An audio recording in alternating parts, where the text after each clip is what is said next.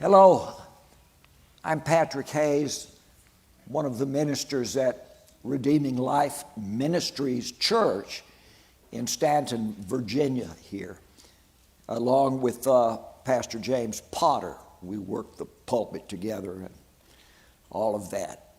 And I'm delighted to be working with him and with this wonderful church.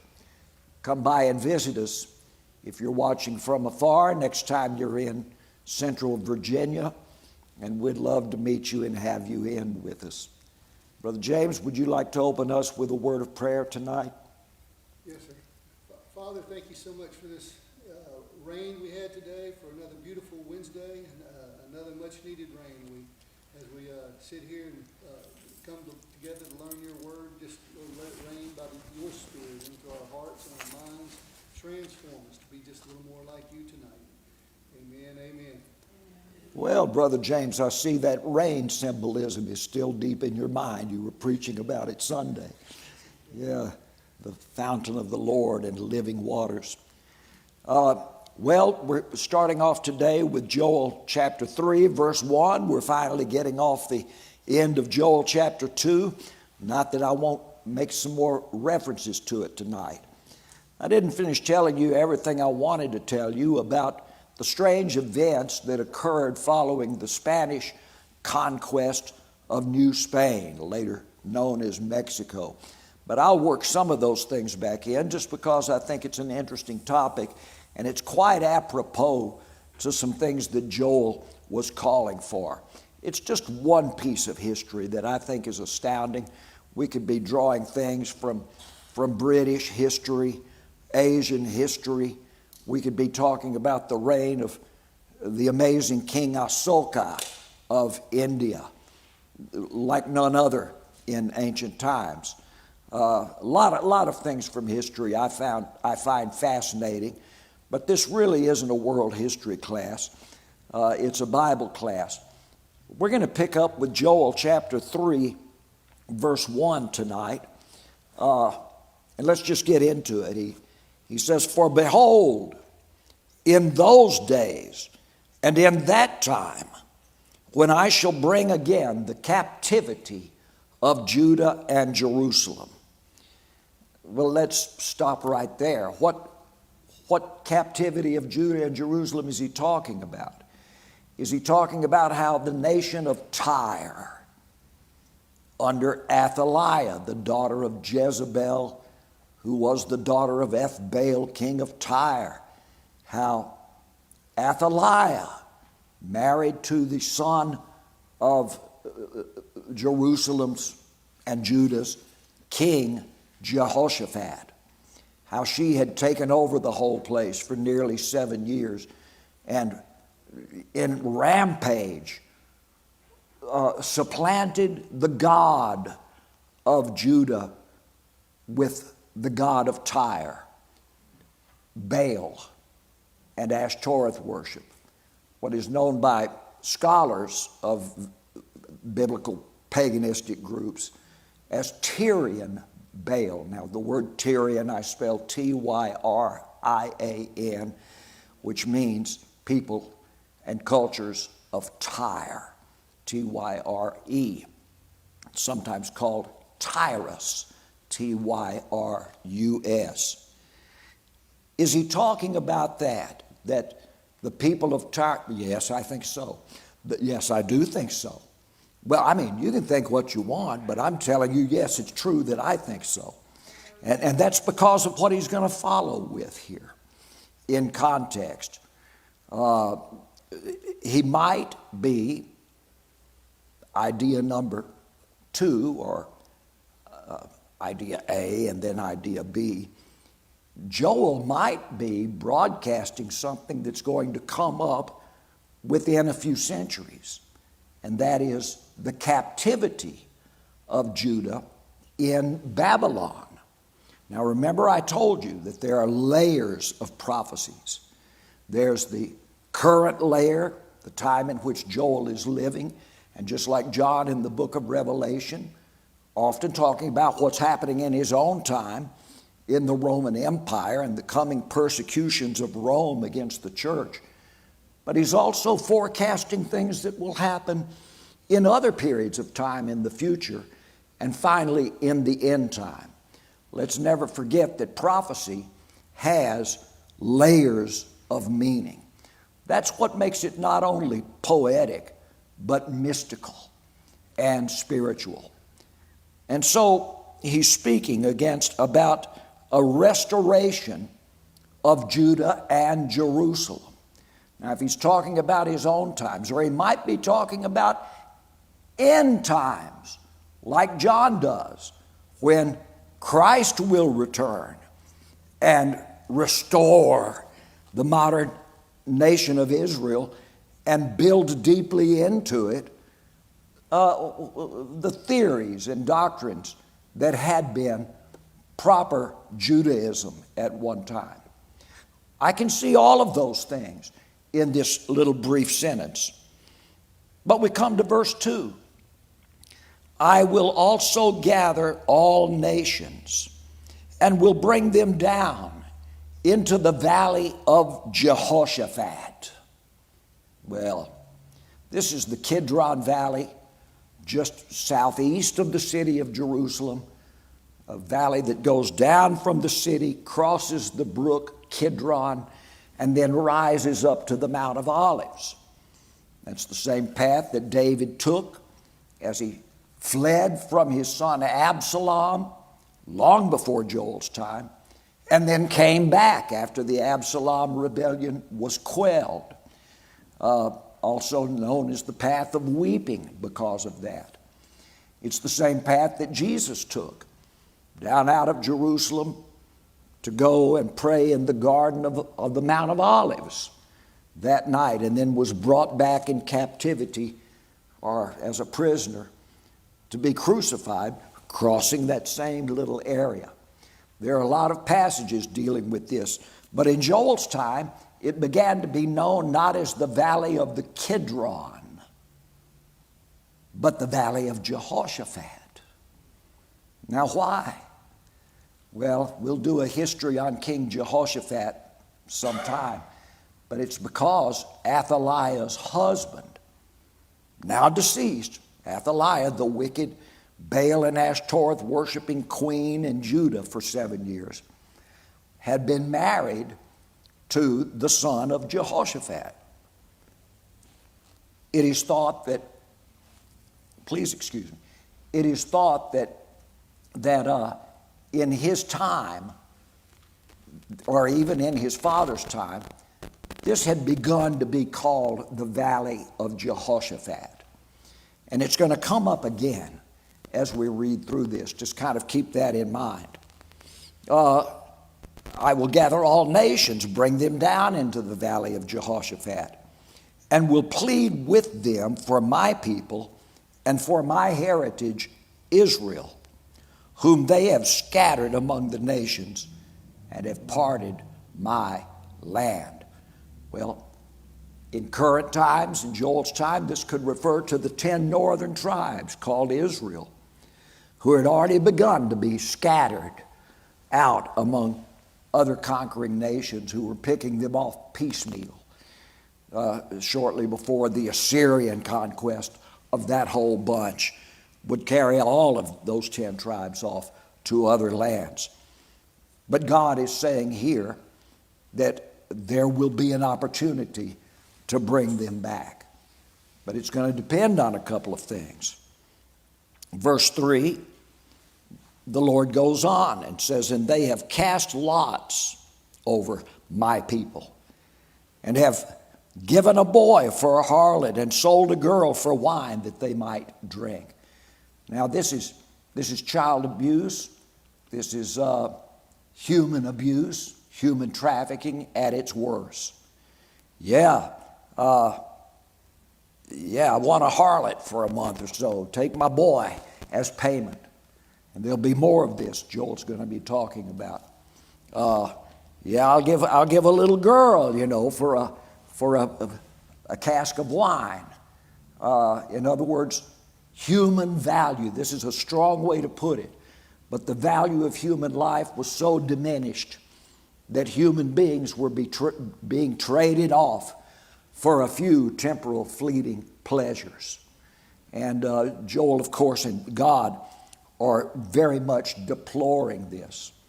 Now, verse 4 through 8 of these 5 verses are all about, guess what? The nation of Tyre. Athaliah's homeland.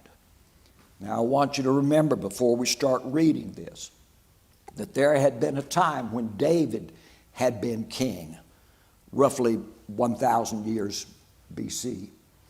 And David, after he became king of all Israel, was visited by Hiram, the king of Tyre. And Hiram would later claim, I've ever been a lover of David. And David had apparently confided with Hiram, we want to build some buildings here in Jerusalem that will compare to the fine buildings you have over there at Tyre and on Tyre Island. Hiram began to say, well, yes, that can be done. It can be worked out. One of the problems is there are no forests around Judah. Wood is very scarce. They build everything in stone and brick. There's not wood to be readily had. And Hiram of Tyre said, well, look, we control southern Lebanon with their mountains and cedar forests. We can work with you to get lumber down here to build a palace of cedar for you, David, which they negotiated, and Hiram built David a castle out of Lebanese cedar wood. And a lot began to happen after that. When David died, here comes Hiram again talking to his son Solomon, saying, I was ever a lover of your father David. Let me help you build big. And the temple was supposed to be the same size and dimensions as the old tabernacle, relatively small. It is thought that it was Hiram that convinced Solomon to build much bigger, more than 10 times bigger than the tabernacle. A magnificent temple that, at least during Solomon's reign, the last 16 years of his reign after the temple was completed, made Jerusalem the showplace of the ancient world. But then Hiram comes to Solomon and says, all right, payment is due now. And Solomon says, well, wait a minute. We thought we paid for it all. You traded your workers to come and, it was workers of Tyre that built the temple. And we sent you our workers to go up in the mountains of Lebanon and work cutting stones and cutting timber. And in return, Hiram, you got a road, a highway built all the way from Tyre down, skirting Philistia, and then all the way down to the Red Sea so that you could transport stuff to go and build a navy of Tyre in the Red Sea. We gave you that highway. And Hiram said, well, that was a mutual deal, so you could build a navy down there also, and it hasn't been so profitable for us. But the building of your city and everything has really depleted the forests of Lebanon, and the quarried stone hasn't been paid for. And here's the bill. And Solomon looked at it, and just the interest on the bill was more than could be paid. And the bill owed to Tyre by Israel was not something Solomon was able to pay off in the rest of his kingdom. I'll mention again, the biggest tragedy is as soon as Solomon dies, Israel or Judah, Solomon's son, Rehoboam, king of Judah, found that he no longer had 12 tribes that he could draw yearly taxes from. Solomon had set it up where each tribe had its month to pay its taxes to the crown, to keep paying for things. Soon as Solomon dies, just a few years after his confrontation with Hiram, guess what? Rehoboam is left with only one tribe, Judah, that he can collect taxes from. The other tribes were gone. Pay for your own temple. We ain't paying for it. And boom, they're gone. And here's Rehoboam. He can't raise, well, he's got the remnant of the tribe of Benjamin with him, but they don't own much land and can't pay much taxes. And the people of Judah are falling into immorality. And Rehoboam's not getting much taxes. And yet, the note comes from Tyre every month. Here's what you owe. And it can never be paid. They do good just to pay the interest on it. I can go more and more into this. Jerusalem, its palaces and temple were never paid for. And Tyre kept holding that over later kings of Judah. Generations later, here is a princess of Tyre, Jezebel, the daughter of Ethbaal, the king of Tyre, a regal descendant of King Hiram's. And she becomes the queen of northern Israel, married to Ahab. And she takes over northern Israel. And then her daughter, Athaliah, is groomed to move in to the palace down in Jerusalem and marry King Jehoshaphat's son and then take over down there. It is a real cobweb of scheming that's gone on a long time. And up there on the coast sits Tyre, scheming to one day take it all over. Now, to think that all those years ago in David's time and then Solomon's time, when David and Solomon had both dealt with King Hiram of Tyre, and he had told them some things like, oh, David, thanks be to the God of Israel who made you king. And he comes along years later and says those same words to Solomon. Well, that doesn't mean that Hiram worshiped exclusively the God of Israel. This was political talk. Hiram and his forebears had always, ever since the times of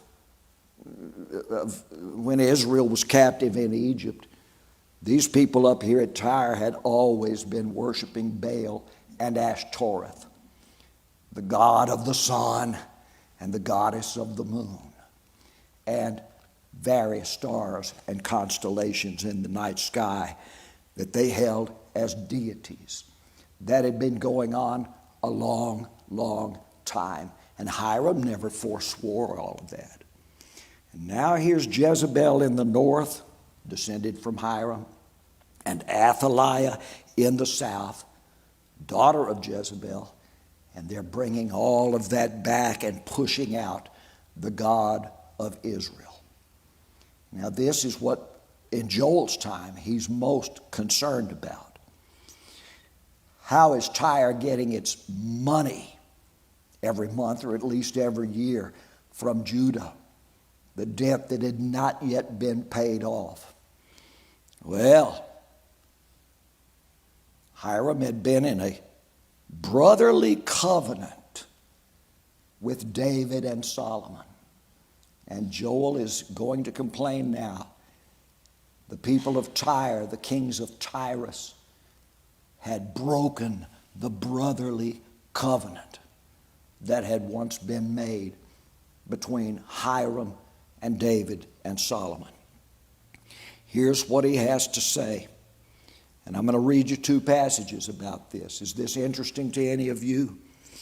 Verse 4, yea, and what have ye to do with me? This is God speaking. O Tyre and Sidon. Those were the twin cities up on the coast. Tyre and then the city of Sidon about 20 miles south. And all the coasts of Palestine. Will you render me, God, a recompense? And if you recompense me, Swiftly and speedily will I return your recompense upon your own head. Well, he's talking in two ways. Once, we have paid our debt to Tyre. Judah has paid the debt to Tyre over and over again, but it's always been in exorbitant interest, never actually paying on the principal debt. Always, interest has been built up because more and more time has passed. Rehoboam became king and found that he only had one tribe to tax. And what he got from taxes of the tribe of Judah wasn't enough to pay anything towards the debt, the national debt. And so interest was all that was paid, and it went on and on. Rehoboam looks like the kid, who buys a car but says, oh, I don't need insurance. And he's got a brand new car, and he drives it, and somebody wrecks it for him, or he wrecks it, and he's found he's got a car he can't drive, but he still owes all the payments on it. He reminds me of somebody left with a huge debt, and he's not getting any benefits from it. And that's the shame of Rehoboam's time. Well, the payments have to keep going to Tyre over and over again. I can give you some more Bible on that if you want, but I think I've made my point here. And God is saying, if you got recompensed and paid everything that Judah and Jerusalem owe to you, O king of Tyre, how are you going to recompense from all you've taken from me, God says. Well, there's coming a swift and speedy recompense upon your own head. Look at verse 5. I feel chills when I talk about this. Joel writes this as though God is speaking. Because ye, O people of Tyre, ye kings of Tyre, because ye have taken my silver and my gold, God says, and carried into your temples my goodly, pleasant things. The children also of Judah and the children of Jerusalem, you've taken them, our sons and daughters, as payment. When the people of Judah couldn't send you your money, you came in and took our children to become workers for you in some kind of a deal of, what they used to call it, required work for a number of years. But instead of returning our children after they did the labor, what did you do? You sold our children way out to the west, to the Grecians, where they became slaves. And you claimed you had a right to sell Jewish children way out there because the Jewish debt to Tyre still hadn't been paid. God is complaining about that. You have taken my silver and my gold. You've carried, verse 5 again, carried into your temples my goodly, pleasant things. The children of Judah and the children of Jerusalem have you sold to the Grecians, that you may remove them far from their border. We'll never see our sons and daughters again. They were indentured workers to Tyre. But then Tyre never returned them, instead sold them way out yonder to the Greeks. You removed them far from their borders. They'll never be home again. Verse 7, God says, behold, I will raise them out of the place where ye have sold them, you Tyrians. You people have sold my children. I will raise them up out of those places. He doesn't say when, but he says, I'm going to bring my people back to this place, back into these borders. Am I making sense to anyone here tonight? And I will return, he repeats this, your recompense upon your own head. Now, this is in Joel's time. So this is still a good while before Tyre will be destroyed by Nebuchadnezzar's Babylonians. But that is coming, and that's what Joel seems to be prophesying about. And look at what God says now. He says, and I, God, will sell your sons and your daughters into the hand of the children of Judah. And then they shall sell them to the Sabeans, to a people afar off, for the Lord hath spoken it. Now just get this. Here's Tyre taking Jewish boys and girls and selling them to the Greeks. God says, well, guess what, you people of Tyre, when you're destroyed and driven out of your homeland, I'm going to take your sons and daughters and sell them to the Sabeans or Sabeans. Now, who is that? That's way down yonder in Ethiopia. You ever heard of the Queen of Saba or Saba or Sheba? All right. They had come into a kind of cultural alliance with Solomon all those years ago, the Queen of Sheba. God says, oh, once your cities, Tyre and Sidon, are destroyed and you become a scattered people, I'm going to take your sons and daughters and I'm going to bring them to Israelites who will take them down and sell them to the Sabeans. Let's see how that feels to you for what you've done. This is a far-cast prophecy about very hard things coming and about to happen. For the Lord has spoken it.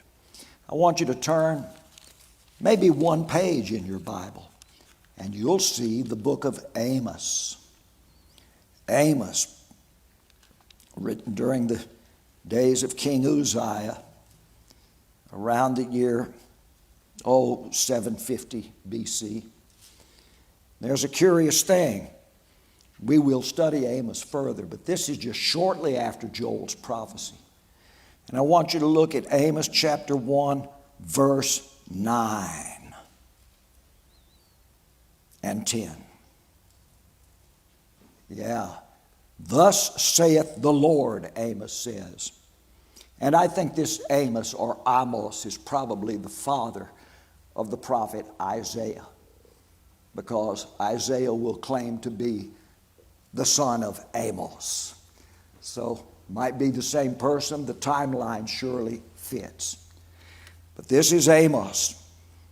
Thus saith the Lord, for 3 transgressions of Tyrus, yea, for 4, I will not turn away the punishment thereof, because they have delivered up the whole captivity to Edom. That's another nation brought into Tyre's scheme to dominate Israel and Judah. The Edomites. And they remembered not the brotherly covenant. Now that's the brotherly covenant once made between David and Hiram, king of Tyre. And they pledged that covenant publicly in the name of the Lord God of Israel. And Hiram came again and renewed that brotherly covenant between Israel and Tyre in the days of Solomon. But now God says, the people of Tyre, the kings of Tyre, remembered not the brotherly covenant. Therefore, but he says, I will send a fire on the wall of Tyrus, which shall devour the palaces thereof. Now, we can go to, we're not going to do it tonight, but I want you to keep that in mind. God had wanted to bless Tyre and help them, but they broke a brotherly covenant. And they wrongly used the people of Israel and especially Judah. And God let that go on for a couple of centuries. And now God says, enough is enough. Tyre's over with. The prophet Ezekiel is going to, I don't want you to turn to it, but he's going to take up an entire chapter saying, here's what the nations of the ocean see, the Mediterranean. Here's what they will say on the day that Tyre is destroyed. They will lament. They will say, you can read this in Ezekiel and then read it again in Revelation, because John will borrow this same language from Ezekiel to use in lamenting the fall of Babylon. The kings of the islands and the nations of the sea will lament, saying, how could this have happened to Tyre, which was the banking city for all of our wealth? How can this happen, that all of the pleasantries of Tyre are gone? They will mourn and wail. And he goes on for verse after verse talking about how the nations of the earth will bewail the fall of Tyre. John will borrow this poetry, this lamenting poetry, from Ezekiel and use it in Revelation, but he'll paraphrase it. And instead of the fall of Tyre, John will use it for the fall of the great harlot city of Babylon. But it's the same language, and it's interesting to compare those two lengthy laments. All right, am I making sense to anyone? Okay, back to Joel. We go to chapter 3, verse 9. And Joel starts using, as though it is God speaking, which I believe it is, God speaking through Joel, he starts using imperative verbs again, calling on the people of Judah and Jerusalem to rise up and do the right thing. I want you to look at these imperatives. Verse 9, proclaim ye this among the Gentiles. Number 2, prepare war. He's telling them what to do. Number 3, wake up the mighty men. Let all the men of war draw near. Look at verse 10. Beat your plowshares and swords and pruning hooks, or into swords, and your pruning hooks into spears. Let the weak say, I am strong. Verse 11, look at the imperative verbs. Assemble yourselves. Gather yourselves. Cause your mighty ones to come down, O Lord. In verse 13, put in the sickle, for the harvest is ripe. Come, get ye down, for the press is full. Now that's the end of Joel's list of imperative verbs telling people what they must do, and do it quickly, do it now, do it urgently. Okay, back to verse 9. Now that we understand he's speaking in the imperative. Proclaim this among the Gentiles. Prepare war, wake up the mighty men, let all the men of war draw near. Let them come up. Verse 10. This is interesting. You people of Israel, or you people who want to fight against Israel, go ahead and make weapons. Take your plowshares and reforge them into swords. He's saying this to Israel and the other nations because he's calling for war. And take your pruning hooks, these long hooks they would use to pull branches down to get fruit off of them. Pruning hooks, using to gather fruit. Turn them into spears. Now what's interesting about that is just 2 or 3 generations later, we'll have Isaiah the prophet undoing that. When he prophesies later in Isaiah about an age of messianic peace, where he says, now you'll be able to beat your swords back into plowshares and beat your spears back into pruning hooks. So Joel is saying, make weapons out of your farm tools. And Isaiah will later prophesy of an age where you can make farm tools out of your weapons. It's an interesting reversal. Joel is calling for war. Isaiah, prophesying of a later time, will be calling for peace and prosperity. Let's go on, though. Verse 11, assemble yourselves. Come, all ye heathen. Gather yourselves together round about. Cause your mighty ones to come down, O Lord. So the second phrase, God is calling for the heathen to come. Or the first phrase. In the second phrase, he's calling for God and God's mighty ones to come down. Verse 12.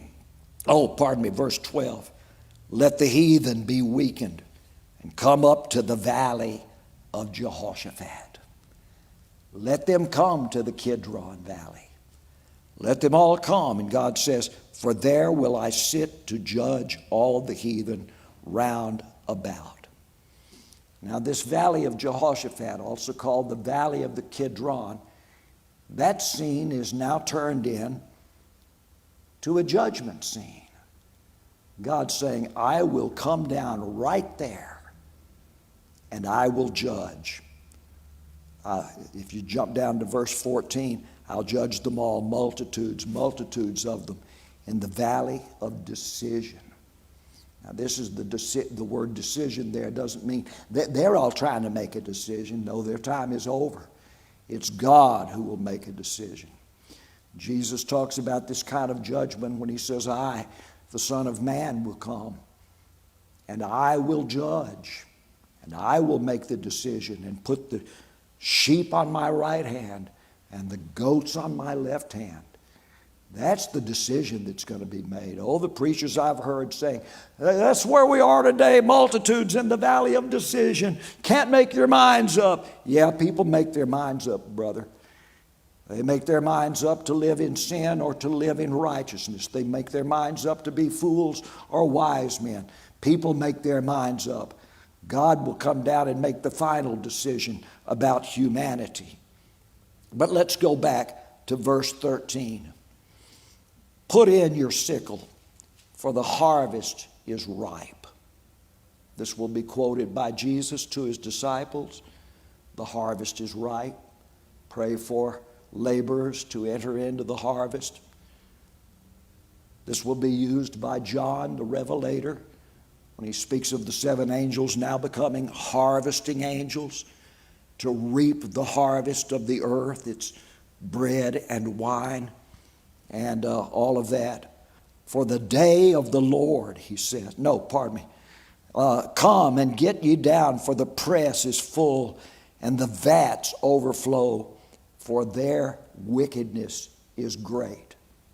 John will refer to the vats, the wine presses and the vats in the book of Revelation that will overflow with blood for like 200 square miles, I think. We'll look at that if we go deep into Revelation sometimes.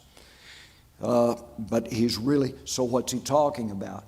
His own times? Number one, yes. What's about to happen? Later coming times, Babylon, Assyria, and later Rome? Yes. He's talking about those times too. Is he doing a messianic prophecy here according to Jesus? Yes. Is he also talking about the final judgment? The answer is yes. And there's the layers of prophecy.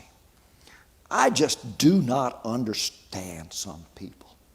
You can read prophecies in the Bible so carefully and compare Scripture with Scripture in hundreds of cases, and some guy will always say to me, well, how do you interpret the book of Revelations?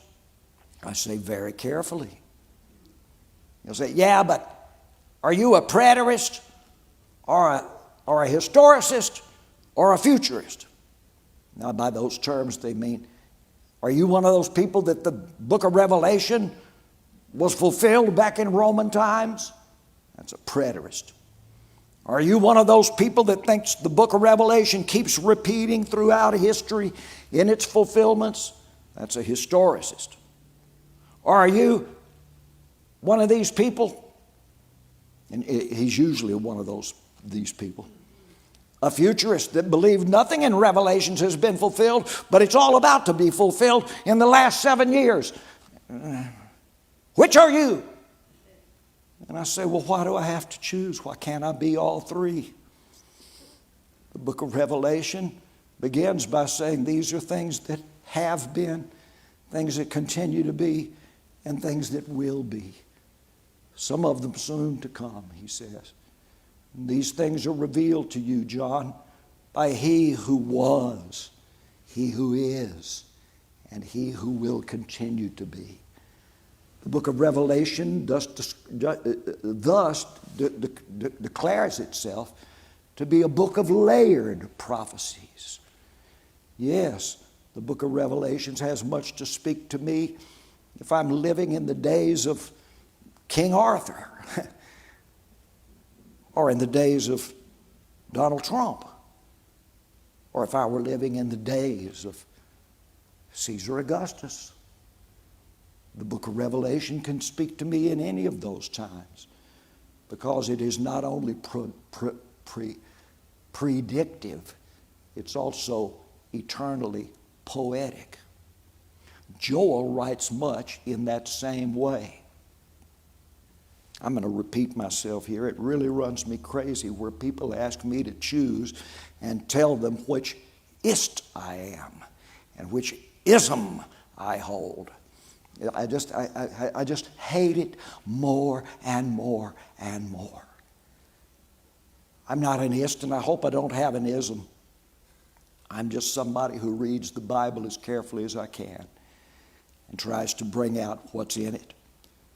For Jesus and St. Peter and St. Paul and St. John to quote some of these passages from Joel and apply them to things that they're talking about in their times shows me what a profound prophet Joel was. Very much like St. John in the book of Revelation. Multitudes, verse 14 again, multitudes, multitudes in the valley of decision. For the day of the Lord is near. In the valley of decision. It's the second time Joel has coined the term, the day of the Lord. And I talked about this 2 or 3 weeks ago. The day of the Lord doesn't just mean the day when Christ is going to return and destroy the world. It can be used to mean the day that God has set up to judge different nations. We'll see this when we turn the page next week and start on Amos. The day of the Lord is coming for the Philistines. Amos will say. Then the day of the Lord is going to come for Egypt. And then the day of the Lord is going to come for Edom.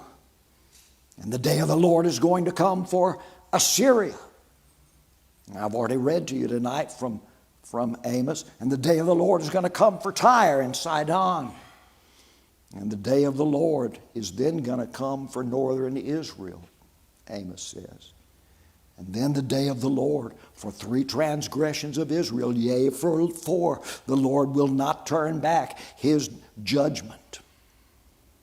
As Amos will use the term day of the Lord, it's a different day for each one of these nations. And he says, and yea, the day of the Lord will come for Judah, the day of reckoning of each of these places.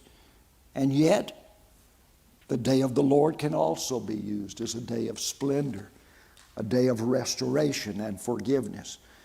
It simply means God's chosen day to perform a certain thing. The day God has chosen will come for you. We can use that for individuals. God's day for you is approaching. Evangelical preachers use it when they make altar calls. This is your night. This is the day of the Lord for you. This is the day God has chosen for you to come and meet Him. There might not be another day. This is the day. Billy Graham based his whole evangelical soul-winning ministry on that idea. He called his crusade efforts the hour of decision, all based on these ideas. I keep walking back and forth, pardon me, it's a habit of mine. He says here, the son, verse 15. He's just said the day of the Lord is near in the valley of decision. Now he says, We get back to this. The sun and the moon shall be darkened, and the stars shall withdraw their shining. Now, this will be like the 10th time I've repeated this.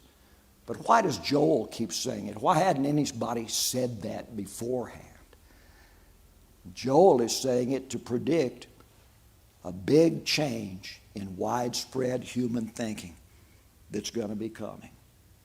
Most religions on earth in Joel's time were either sun worshipers or moon worshipers or star worshipers or all the above. Every religion, whether you're talking about forms of ancient Hinduism or religious forms in Far Eastern Asia or religions among the American Indians that these people had never even heard of, or Eskimos up above the Arctic Circle, or Inuits or Aleuts, whatever they preferred to call themselves. I don't think any of those people living in igloos actually called themselves Eskimos. That was a term I think French traders came up with. But no matter, Aboriginal Australians, they were worshiping some form of the sun, the moon, or the stars. Joel is saying all of that's going to fall. Not the actual sun, but the worship of the sun. It'll be turned to darkness. Not the actual moon, but the adoration of the moon goddess mother.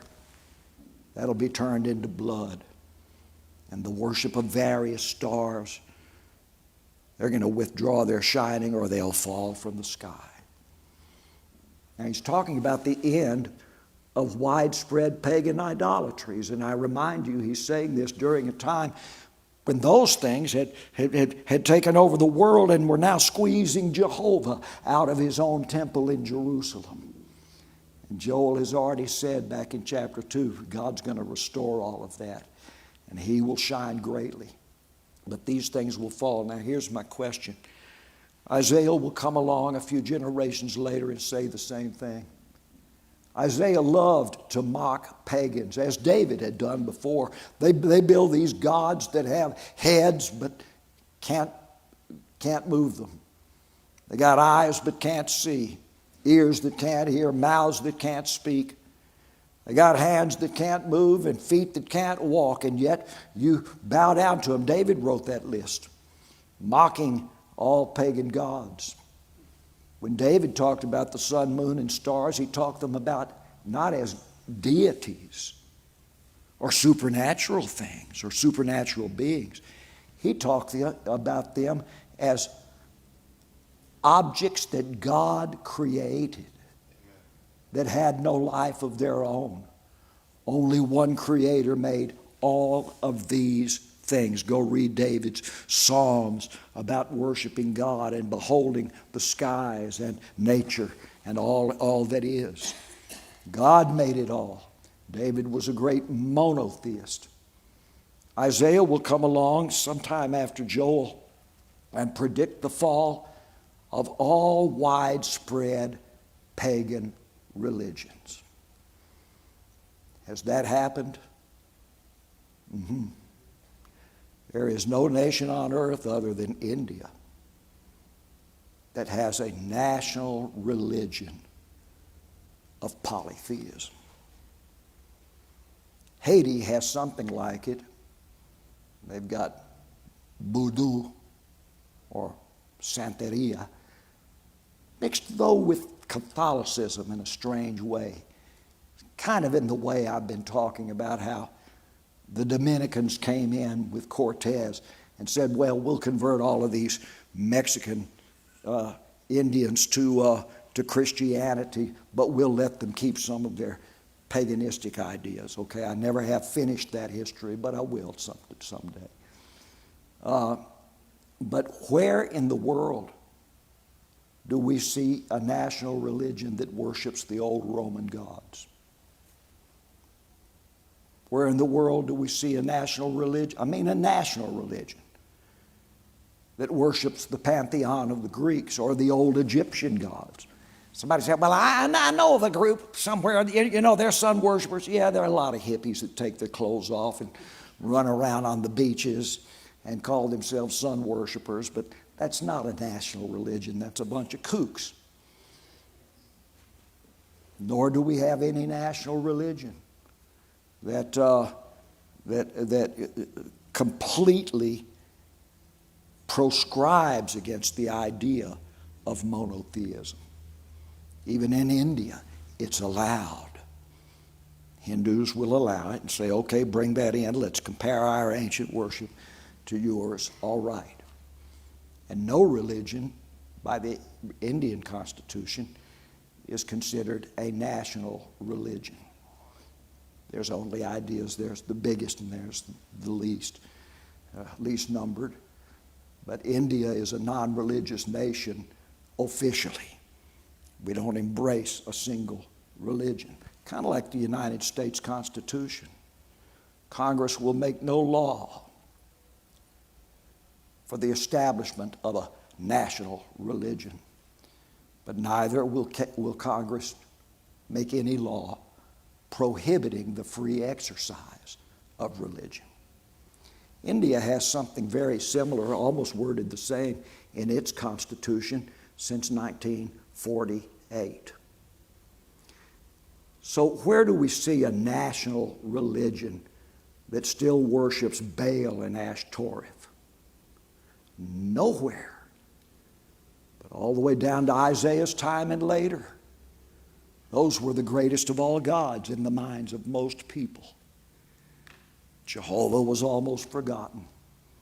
And Isaiah, counseling King Hezekiah, said, God's going to use you to restore the adoration of the one monotheistic creator, God. It seemed unbelievable, but that's exactly what happened when Hezekiah was healed the night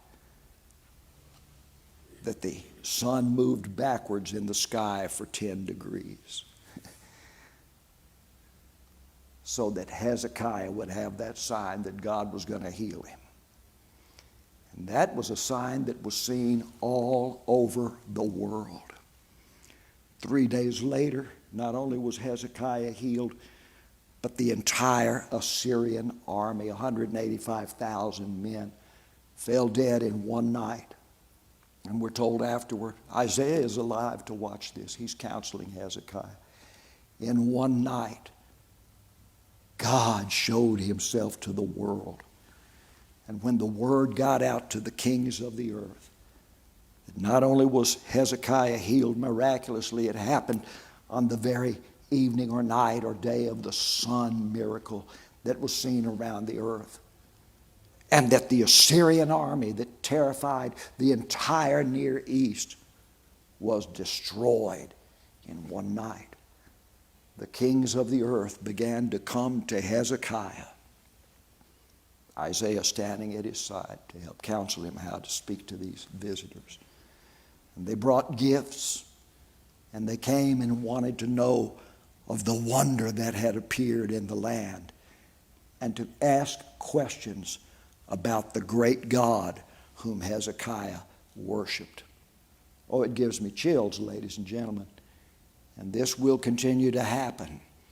After the death of Hezekiah, his stupid son Manasseh rises up and starts worshiping the sun, moon, and stars again. And then he is captured, and in a dungeon he repents.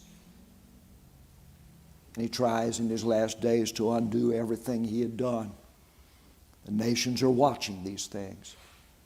When we get down to the fall of Babylon, the ministry of the prophet Daniel, not only talking to King Hezekiah about King Nebuchadnezzar about the one God, but then the Persian King Cyrus taking everything over and is interested in the one God and sends out decrees saying there is only one God, the God of Daniel.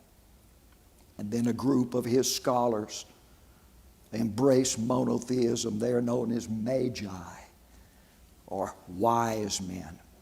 Doesn't mean magic the way we think of it.